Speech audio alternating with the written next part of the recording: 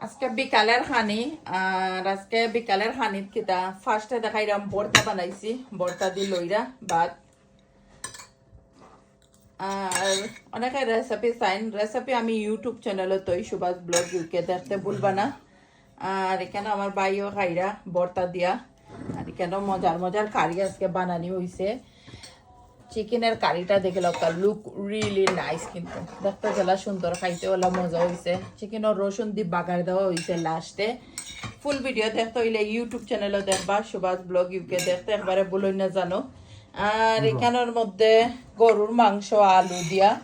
reason বাবার খাইরা already ভাত গরু মাংস আলু দিয়া ভালো হয় নাকি আর একটা ফাইবার একটা কারি আছে ফাইবার কারি যে মজা হয়েছিল আস্তা বাক্কা বড়া আছিল কমে গেছে কি